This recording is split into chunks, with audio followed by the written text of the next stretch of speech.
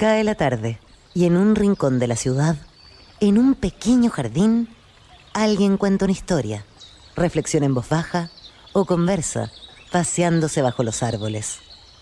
Es hora de volver a casa, bajar la velocidad y darle tiempo al tiempo. Christian Warnken nos abre la verja de su jardín para que respiremos aire puro y oxigenemos el espíritu. En Pauta, aquí comienza Desde el Jardín. Una presentación de Fundación Irarrázaval, desde 1920, al servicio de la educación, humanismo y técnica. Lo esencial de toda exploración será volver al propio jardín y ver las cosas por primera vez, decía el poeta T.S. Eliot. Queridos y queridas radiovidentes que me escuchan en Antofagasta, en Temuco, Viña del Mar, Valparaíso, los que nos siguen por Spotify o también por pauta.cl. Estoy abriendo puntualmente la verja de madera de mi jardín, como todos los días de lunes a viernes a las 8 de la tarde aquí en Pauta. Y hoy día vamos a recordar a uno de los más grandes escritores y pensadores franceses y europeos del siglo XX. Un escritor que me marcó profundamente cuando joven. Son varias las lecturas de él que me marcaron y varias las frases. Una de ellas muy conocida, tal vez la más conocida de todos: el hombre es una pasión inútil. Una frase tremenda, provocadora y poco condescendiente, como lo era el autor de la frase. Pero también una novela que leí en Francia, era muy joven, caminando por unos jardines, no recuerdo exactamente dónde, y fue una novela que me sacudió, una novela que me hizo sentir la experiencia de la náusea. Esa experiencia que tal vez Baudelaire le había llamado antes el spleen, aunque esta es más radical, es más ontológica, la experiencia de la náusea. Me estoy refiriendo, y ustedes ya lo saben, al escritor francés, filósofo, pensador, dramaturgo Jean-Paul Sartre, quien falleciera el 15 de abril de 1980. O sea, cuando yo estaba leyendo la novela, él ya había fallecido. La novela La nausée, la náusea. Hay un fragmento que quiero compartir con ustedes. Dice así: en la pared hay un agujero blanco, el espejo. Es una trampa. Sé que voy a dejarme atrapar. Ya está. La cosa gris acaba de aparecer en el espejo. Me acerco y la miro. Ya no puedo irme. Es el reflejo de mi rostro. A menudo en estos días perdidos me quedo contemplando. No comprendo nada en este rostro. Los de los otros tienen un sentido, el mío no. Ni siquiera puedo decir si es lindo o feo. Pienso que es feo, porque me lo han dicho, pero no me sorprende. En el fondo, a mí mismo me choca que puedan atribuirle cualidades de ese tipo, como si llamaran lindo o feo a un montón de tierra o a un bloque de piedra, dice el narrador de la novela La náusea de Jean-Paul Sartre. Qué tremenda experiencia de extrañeza y de repulsa ante ese otro que es él mismo frente al espejo. A esas experiencias radicales nos invita a Jean-Paul Sartre sin condescendencia, y para conversar sobre Sartre y recordarlo en el aniversario de su fallecimiento, el 15 de abril de 1980, o sea, la semana pasada, vamos a conversar con alguien que también, pero muy joven, casi niño, sufrió el impacto del primer encuentro con un pensador como este, un pensador de esos que ya no existen, diría yo hoy día, Jean-Paul Sartre. Me refiero a Raúl Veloso, docente y magíster en filosofía política, doctor y licenciado en filosofía de la Universidad Complutense, entre muchas otras cosas. Entiendo que tuvo como profesora o tutor en alguna universidad a Benjamin Fink, ni más ni menos que el discípulo de Husserl. Raúl Veloso ha dedicado también horas de su vida a estudiar, a leer, a comprender y a mantener tal vez viva la memoria de este escritor que se lee menos hoy día, pero que sigue siendo un pensador extremadamente actual y contemporáneo en muchos sentidos. Raúl, qué gusto de tenerte esta tarde en mi jardín para hablar sobre Jean-Paul Sartre. Muy bienvenido. Gracias, Fred. Lo mismo digo. Oye, Raúl, lo primero que quiero preguntarte es ¿cómo llegaste tú a Jean-Paul Sartre? Mira, según mis recuerdos, yo tenía en lo que sería el segundo medio de ahora, tenía un compañero que era considerado muy bizarro, muy extraño, muy raro. ¿Ya? Y él una vez me mencionó el libro. Me dijo, ¿has leído esto? En las ediciones antiguas de Losada, ¿te acuerdas tú Mm. de La Náusea? Y me lo pasó, y yo lo leí. Y como te decía, confieso que honestamente que entendí poquísimo, pero que sí tuve la misma sensación tuya creo que un español habló de una experiencia profunda y turbadora, turbia y turbadora, creo que fue la expresión que usó, que me produjo el libro. Sin entender mucho, entendí que había ahí algo importante, fundamental para la comprensión del hombre, de la condición humana, etc. Y después, claro, en filosofía, ahora yo estudié filosofía en la Católica cuando hablar de un ateo como Sartre era pecado, así que no sé siquiera si me lo mencionaron alguna vez, fíjate. Lo que sí me acuerdo, que una vez que me vio uno de mis profesores, que era un sacerdote de los Sagrados Corazones, me vio con un libro de Sartre, que no era la náusea, me parece que la imaginación o lo imaginario, uno de los libros de psicología fenomenológica. Me vio y puse el grito en el cielo, me dijo, ¿por qué lee estas cosas, Raúl? Me dijo, cuando hay tantos textos buenos como Regillo Olivier, que era un escolástico no de segundo orden, digamos, que escribió un curso de filosofía gigantesco, uno cuyos tomos era la psicología. Le pareció muy mal que yo leyera libros de Sartre. Oye, De hecho, estaba en el Index, y imagínate, luego Prohibitorum. fue prohibido. A ver, ¿cuál es, en el fondo, si tú miras con perspectiva, ahora con tiempo, qué es lo que había en esta novela, que es una novela importante, yo creo, dentro de su producción? Sartre tiene esta doble o triple dimensión, ¿no? Un filósofo importante, el autor del Ser y la Nada, uno de los libros fundamentales del existencialismo del siglo XX, pero autor también de grandes ensayos literarios. Yo recuerdo un libro sobre Charles Baudelaire extraordinario, otro Así, libro sobre Mallarmé, poetas franceses con los que me envenené yo también, en tiempos de mi loca juventud, como diría el poeta medieval Villon. Pero quiero que había en La Náusea que te parezca que sea relevante de retomar ahora y que nos ayude tal vez como una pista, una primera entrada para meternos en el pensamiento más profundo de Sartre. mira, yo recuerdo haber leído, seguramente en las memorias de la Simone de Beauvoir, porque cuando uno lee mucho sobre un autor ya Mm. las fuentes no están tan precisos, no son tan precisas en la mente de uno, ¿no? Pero recuerdo que Sartre presentó su libro a varias editoriales y se lo rechazaron varias veces.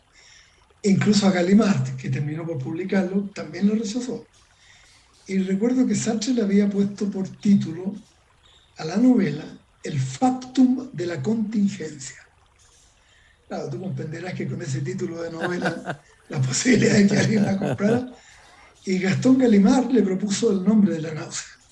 Y Sartre lo aceptó. Y finalmente, con ese cambio de nombre, aceptó Gallimard publicarlo y lo publicaron. Eh, yo pienso que esa idea, según también la Simón, esa idea de la contingencia era una idea que rondó a Sartre desde muy joven, desde casi terminando la adolescencia.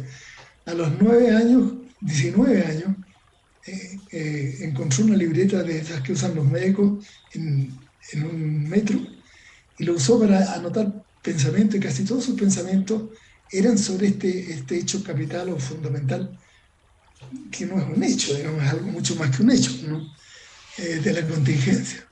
A él le parecía que era como imposible pensar la noción del hombre o de la condición humana o del Dasein, como quieran llamarle, sin este hecho capital de la contingencia. ¿Qué es lo que es la contingencia? Si pudiéramos explicarlo, si pudieras explicarlo lo más sencillo posible, obviamente, para que no solamente los expertos en filosofía lo entiendan. Claro. Bueno, la noción más simple de contingencia es que es la forma de existir de cualquier realidad que puede existir o no existir o existir de otra manera. ¿Mm? conservando cierta identidad básica.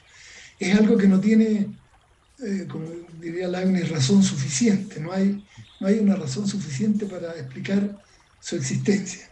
La existencia contingente es lo absolutamente injustificado.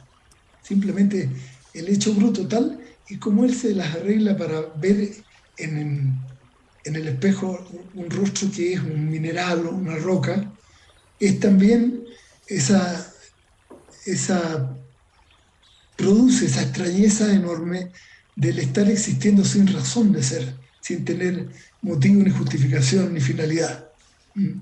Eso es básicamente la contingencia, digamos. Oye, Raúl, también hay otra dimensión, otro tema que me parece que es clave en Sartre, tú me dirás si sí o no, que es el tema de la libertad. Es un tema que han tomado otros autores desde perspectivas distintas. Por ejemplo, Dostoyevsky toma la libertad, pero desde una perspectiva desde la fe, ¿no es cierto? Y desde una mirada más cristiana o filosóficamente cristiana. Pero la libertad, yo creo que es muy importante la noción de libertad y la manera como Sartre concibe la libertad es clave. Y me gustaría que tal vez dijeras algo sobre eso. Pero claro que es clave porque efectivamente por un ángulo o una dimensión, se podría decir que realmente libre es solo aquel que es completamente contingente. Uh-huh. Cualquier entidad que tenga una estructura estable, idéntica, sea a través de la creación o de cualquier otro mecanismo ontológico, digamos, siempre tiene un grado de determinación. En cambio, una entidad que sea completamente contingente, que no tiene por lo tanto razón alguna de ser, puede ser radicalmente libre y por lo tanto puede autodeterminarse en el sentido que él elija. Lo que llama él la elección fundamental, el proyecto fundamental, que es uno de los temas muy importantes en Ser de la Nada, por ejemplo. Eh, lo que pasa con Sartre es algo que a mí siempre me ha llamado la atención, ¿no? Que es muy rara la gente que ha percibido la estructura tan cerrada y tan hermosa por su lógica del ser y la nada. Habitualmente el ser y la nada lo reducen a un montón de descripciones de situaciones concretas que son muy brillantes, que ahí usa todo su talento fenomenológico, digamos. Sartre va a describir el mozo que juega a ser mozo, el hombre que entra al bar a esperar a su amigo Pedro y su amigo Pedro no llega y la ausencia de Pedro está tan presente como su presencia, o más aún todavía, que todo el bar se organiza en torno a la ausencia de Pedro, o las descripciones del dolor o del placer sexual, en fin, todas esas descripciones que están célebres del ser y la nada, pero se olvida que Sartre lo que está pretendiendo hacer, y le puso como subtítulo, ensayo de ontología fenomenológica. O sea, lo que él quiere hacer es una descripción del ser en general. Y yo creo que eso lo han visto muy pocas. Mira, de todos los libros que yo he leído sobre Sartre, yo creo que a mí me sobran los dedos de una mano para decir los que realmente clarifican el pensamiento de él. De alguna manera uno podría colocar frente a frente dos libros y podríamos hablar que son libros de ontología que tienen el ser en el centro de dos autores tan distintos, pero que tienen, yo creo, deben tener algunos vasos comunicantes. Me refiero a Heidegger con Ser y Tiempo y Sartre con El Ser y la Nada. Si tú colocaras frente a esos dos colosos y a esos dos libros, a ver, ¿qué dirías de esa confrontación? Bueno, desde luego que la prioridad cronológica y por lo tanto de originalidad pertenece a Heidegger. Es Heidegger quien está presente en Sartre, no al revés, digamos. De hecho, tengo entendido que incluso hay una carta que cruzaron, le escribió Sartre a Heidegger, que Heidegger, sí, no sé hay si unas cartas. respondió o no. Sí, la respondió, Pero, sí, hay unas cartas, sí. pero lo que yo no creo que se hayan conocido personalmente, porque eh, Sartre estuvo en el año 32, me parece, estuvo becado por la propia Francia, en Berlín, pero se dedicó a estudiar a Husserl, básicamente, ¿no? Y muy poco a Heidegger, algo a Jasper y a Scheler, pero básicamente a Husserl, que nunca... Sartre era un hombre muy orgulloso de y muy pendiente de su originalidad, ¿no? Ninguna parte califica, por ejemplo, a Husserl como su maestro, excepto en una carta privada en que dice, Husserl, mi maestro, pero le está escribiendo a una persona que conoció justamente en Berlín durante su beca, ¿no? Claro, y por lo tanto la originalidad mayor le corresponde a Heidegger, pero Heidegger está presente en Sartre de una manera muy peculiar, ¿no? Por ejemplo, nuestra Carla Córdoba ha escrito un volumen de ensayos sobre Sartre, se llama Sartre, Regencia del Tiempo, ensayos sobre Sartre, y ahí ha estudiado muy bien cuál es la presencia real de Heidegger en Sartre. Y la conclusión a mí me parece muy aceptable absolutamente, ¿no? Que el conocimiento que Sartre tenía de Heidegger es muy frágil, muy débil. Él más bien recibió algunos impulsos que Merleau-Ponty decía siempre que cuando un filósofo recibe el pensamiento de otro, termina por deformarlo al incorporarlo. Y eso viene de Husserl también. Husserl dice que uno nunca recibe la influencia de otro como una materia extraña al propio espíritu, ¿no? Y yo creo que el conocimiento técnico que él tenía de Heidegger era malo, como el que tenía Hegel también era malo, digamos, ¿no? Cualquier profesor muy bien informado será, pero tiene que estar muy bien informado, claro, tiene un conocimiento más riguroso ahora de lo que él tenía de Husserl o de Hegel, por ejemplo. Pero yo creo que él tomó motivos de pensamiento y los desarrolló a su digamos, con su propia originalidad, los transformó en alguna materia propia de él. Porque, desde luego, Heidegger jamás aceptó el nombre de existencialista. La Carta sobre el Humanismo es un rechazo frontal, digamos, de que se lo entienda como un existencialista, digamos. Y creo que Sartre, al final, a regañadientes, aceptó también lo de existencialista, pero creo que su proyecto filosófico, como dicen los franceses, era mucho más amplio. Y, de hecho, la introducción al Ser y la Nada, que es uno de los textos más difíciles que hay en filosofía, ¿no? Que hasta ha merecido quejas de grandes profesores, por ejemplo, Jean Val, que es un eruditísimo y gran profesor francés, y un filósofo por derecho propio también, se quejó públicamente de la dificultad, digamos, del Ser y la Nada, ¿no? Y escribió un ensayo larguísimo sobre la introducción solamente, que son no me acuerdo, 30 páginas o algo así.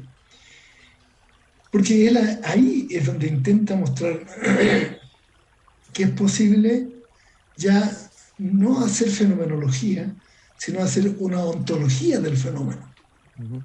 Y de hecho, la comprensión de todo el ser y la nada depende de la comprensión de ese texto, de esa introducción, digamos, de unas 30 páginas o algo así, a su libro. Él es un filósofo muy técnico. Y como te digo, mira, que yo creo que uno de los pocos libros que a mí me ha enseñado algo sobre Sartre es un pequeño libro de un agrégé de filosofía francés que se llama Gilbert Varette. Y Varette escribe un pequeño libro que se llama La ontología de Sartre, que es uno de los pocos, hay 2 o 3 más, que realmente clarifica el pensamiento de Sartre, rigurosamente. Oye, Raúl, también podríamos colocar frente a frente, así como acabamos de hacer de Sartre con Heidegger, Sartre con Albert Camus, que uno podría decir aquí eran 2 existencialistas, 2 filósofos que tocaron el absurdo, el sinsentido de la existencia, etcétera, o una visión del sentido distinta de la preexistente. ¿Cómo los colocarías tú enfrente a Sartre y Camus con el tiempo? ¿Qué pasa con ambos dos, del punto de vista filosófico? Tú sabes que ambos dos se colocaron frente a frente. Sí, evidente. De hecho, tuvieron una polémica terrible en que es uno de los textos de Sartre que yo no encuentro muy feliz, digamos. Me da más bien un poco de vergüenza ajena, porque le dice subrepticiamente, lo trata de ignorante, le dice que ¿qué manía tiene usted no leer los originales? Le dice. Porque Camus tenía una licenciatura en filosofía de la Universidad de Argelia, que es una paráfrasis de un libro, es sobre San Agustín, curiosamente. Y, bueno, por algo el santo era llamado el africano también, ¿te acuerdas tú? Sí, claro. Eh, es una paráfrasis de un libro anterior, no tiene mucha originalidad la tesis de Camus. Y naturalmente la formación de Camus no tenía nada que ver con la formación de Sartre. Sartre se formó en la Escuela Normal Superior, que era una escuela que tenía media docena de profesores de primer grado, comenzando por, qué sé yo, Brunswick, Lalande, Laporte, qué sé yo. Eran profesores muy buenos, excelentes, ¿no? Brunswick es un tremendo filósofo de la ciencia, de las matemáticas, historiador de las matemáticas y filósofo por derecho propio. Él se formó con profesores muy poco conocidos, a pesar de que uno veía que lo influyó mucho, ¿no?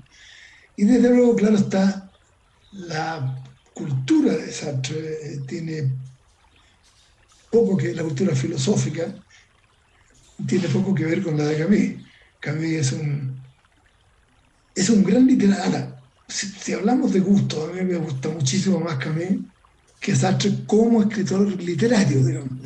Yo encuentro que, ¿cómo se llama el autor este del breviario de la podredumbre? ¿Te acuerdas tú de ese? Emir Cioran. Cioran tiene un artículo por ahí en uno de sus libros sobre Sartre con mucha mala leche, pero que como todas las cosas que están escritas con mala leche, también toca un nervio. Habla de que Sartre es como una especie de gerente de ideas que donde lo pongan, lo hace bien, digamos, ¿no? Lo que es verdad, pero eso ya es una manera de decirle, mira, no hay en él un compromiso vital profundo con nada de lo que hace, como el que Cioran tuvo con su obra, digamos. Y yo ese compromiso lo veo también mucho mayor en Camus. Y hay algunas cosas de Camus, sobre todo los escritos primeros, el estío, todas esas cosas de Algeria que a mí me parecen maravillosas, ¿no? Sí. En cambio, en Sartre siempre se ve un poco la maquinaria Sartre, es como un poco pesada las novelas, por ejemplo, ¿no? Las novelas no son novelas de tesis porque eso no tiene mucho sentido, pero sí son novelas curiosamente impersonales. Mateo o cualquiera de los grandes eh, protagonistas de la novela de Sartre no es un hombre que te llegue a ti al corazón, que te entusiasme, que te comprometas con él, qué sé yo. Es muy entretenido, digamos, pero en cambio no. En cambio, efectivamente hay algunas cosas maravillosas de él. Y si uno tuviera que elegir como ser humano entre Camus y Sartre, bueno, yo elegiría Camus, sin duda, ¿no? Porque Yo estoy creo que yo estoy de acuerdo contigo, Raúl. No quería decirlo yo, pero lo estás diciendo tú, que conoces muy bien la obra de Sartre, mejor que yo, y la obra de Camus. Te quiero hacer una pregunta en el poco tiempo que nos queda. El tema de la violencia, se ha hablado poco de eso, en la obra, en toda la obra de Sartre. A ver, un pequeño vislumbre de ese, cómo atraviesa la violencia la obra de Sartre. bueno, digamos, hablando en términos psicológicos, primero, pero la psicología no explica la filosofía. En términos psicológicos, Sartre fue un hombre con el cual hubo mucho bullying, digamos, o lo matonearon mucho, porque era chico, feo, porque tenía un ojo que se le iba hacia un lado, etcétera, etcétera.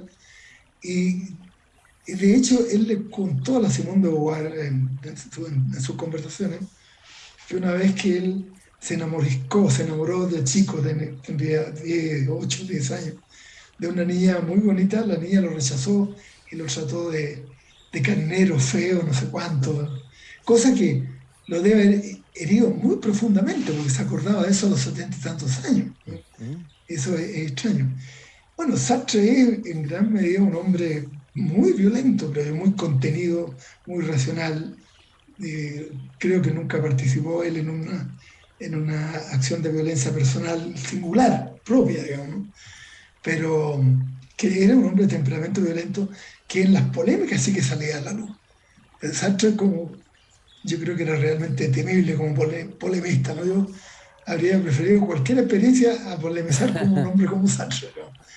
Y él era en buena medida un apóstol de la violencia. ¿Tú te acuerdas en textos tan antiguos como el prólogo al libro de Frantz Fanon, Los condenados de la tierra? ¿Mm? y que él usa, para empezar, él cuando quiere serlo es de una ironía terrible. Y la ironía, ya sabemos por Freud, es una conducta agresiva. Y Sartre era terriblemente irónico y era un adalid de la violencia. En último extremo, él ve en la violencia una manera de reconquistar la humanidad que el colonizador o el opresor le quita al oprimido o al colonizado. Es la postura de Albert Memmi, el sociólogo, en el retrato de un colonizador y el retrato de un colonizado, ¿no? Que no sé, no conozco la relación entre Memmi y Sartre, si es que la hubo, ¿no? Pero muchas cosas que dicen ellos son muy análogas, muy parecidas, ocurren muy paralelamente, ¿no?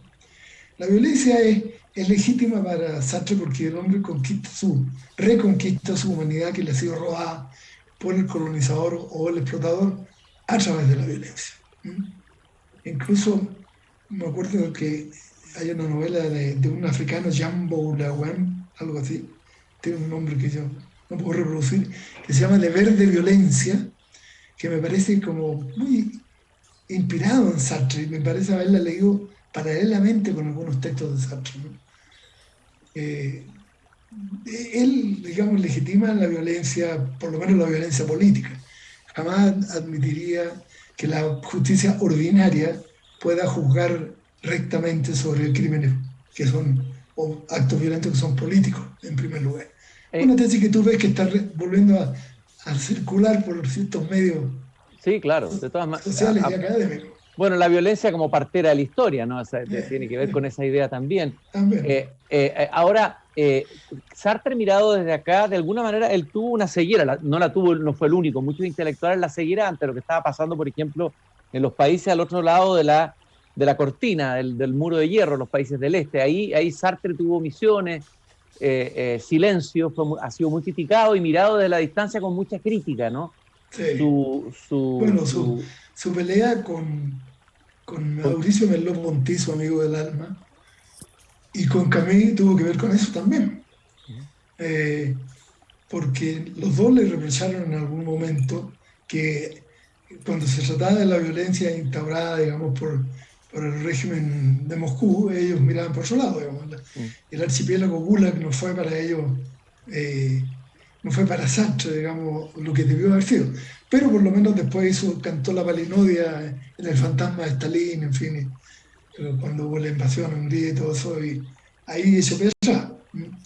Pero la pelea que tuvo con el verdadero amigo del alma, aparte de Paul Nizan, que murió en la guerra, el verdadero amigo que tuvo él, que fue Merleau-Ponty, Mauricio Merleau-Ponty, el gran fenomenólogo, el más grande de los fenomenólogos franceses. Lo llamó Paul Ricoeur, que tú lo entrevistaste una vez. Sí, claro, por supuesto, duro no entrevistarlo. Y quien me habló de él también fue el biólogo Francisco Varela, que gran admirador también y lector de Merleau-Ponty, fíjate. Pero sí, es un hombre admirable. Y el alejamiento entre los dos. Yo la primera vez que leí un texto, el texto de Sartre sobre Merleau, que lo escribió cuando murió Merleau-Ponty, que se llama Merleau-Ponty Viviente, lo leí en una traducción alemana, estaba estudiando en Alemania en ese momento, y tenía un título precioso. El traductor alemán, que los traductores alemanes son muy buenos, le puso Begegnung und Freundschaft, encuentro y amistad. Y es como la historia de la amistad entre los dos, ¿no? Y cuando Mauricio Merleau-Ponty murió, ellos estaban separados todavía, y Sartre manifiesta su dolor por primera vez. Uno siente que hay un dolor real en él. Manifiesta su dolor por la muerte de su amigo. Dice que será como una herida enconada que nunca cerrará, o que cerrará sin herida, o sea, nunca, sin día, digamos, jamás. Porque se murieron separados, digamos, alejados. Impresionante ese vínculo entre Sartre y Merleau-Ponty. Vamos a tener que hacer un especial algún día Merleau-Ponty, así que te voy a llamar para eso. Y lo último que quiero preguntarte, Raúl, abusando tu buena voluntad y tu disposición, Raúl Veloso, profesor, doctor en filosofía, esta frase tan conocida, que puede sonar tan cliché a estas alturas, pero que me parece que interesante de Sartre, que la vida tendría un sentido si uno quiere dársela, o sea, no un sentido preexistente. A ver, me gustaría detenerme brevemente y comentar brevemente esa frase de Sartre en el contexto de su filosofía. Lo que pasa es que Sartre utiliza esa expresión básicamente en esa famosa conferencia que dio el existencialismo y el humanismo, que al final él no la podía ver porque le indignaba que leyeran solamente esa conferencia y no leyeran el opus magnum, digamos, el ser y la nada, ¿no? Porque él está pensando en la criatura a la cual Dios, al crearla, le otorga una determinada forma de ser, una forma sustancial o esencial. Y él lo que quería decir era que esa era una visión del hombre que le permite al hombre, digamos, disculpar todas sus debilidades y todas sus malas acciones, diciendo que bueno, que son las circunstancias, que la condición humana es así, que el mundo es así, etcétera, etcétera. Cuando dice él, puesto que Dios no existe, el hombre no tiene una esencia porque no hay un Dios que la haya creado. Y por lo tanto, cada uno de nosotros es absolutamente responsable de todas las cosas que hace. Sartre llega a decir una frase muy inquietante y oscura en El ser y la nada, cuando dice que en una guerra no hay inocentes, ni siquiera los niños lo son. Es una cosa que ha hecho gastar mucha tinta porque es una frase muy compleja y muy difícil de comprender, ¿no? Pero es básicamente eso, ¿no? Es un llamado muy fuerte y muy profundo a asumir la responsabilidad por las elecciones capitales que yo he hecho, aun cuando yo no sea plenamente consciente de haberlas hecho. Tengo que asumirlas porque efectivamente las llevé a cabo, los actos que hice o que ejecuté. Impresionante ese vínculo entre responsabilidad y libertad, ¿no? Tan potente en Jean-Paul Sartre. Raúl, ha sido muy grato para mí caminar esta tarde en mi jardín recordando a esta figura de las letras francesas, gran filósofo del siglo XX, Jean-Paul Sartre, quien falleciera el 15 de abril de 1980. Gracias por habernos acompañado y vamos algún día a invitarte de nuevo a conversar, no sé, de Merleau-Ponty, que me di cuenta que te brillaban los ojos cuando hablabas de él. Así que vas a venir a Jardín de nuevo, de todas maneras. Un gran gusto haberte tenido, Raúl, aquí, habernos reencontrado. Lo mismo, pues. Después de tantos años en el Jardín. Me agrada mucho verte de nuevo después de tanto tiempo. Y nosotros cerramos la verja de mi jardín y nos encontramos mañana nuevamente aquí a las 8 en Pauta. Y no se olviden la frase que siempre comparto con ustedes al final del programa, que está al final del Cándido de Voltaire. Hay que cultivar el propio jardín. Hasta mañana. Adiós. Es hora de cerrar la verja de madera del jardín. Pero Christian Warnken la volverá a abrir todos los días de lunes a viernes a las 20 horas en Radio Pauta, cuando comience de nuevo Desde el Jardín. Una presentación de Fundación Irarrázaval, desde 1920 al servicio de la educación, humanismo y técnica.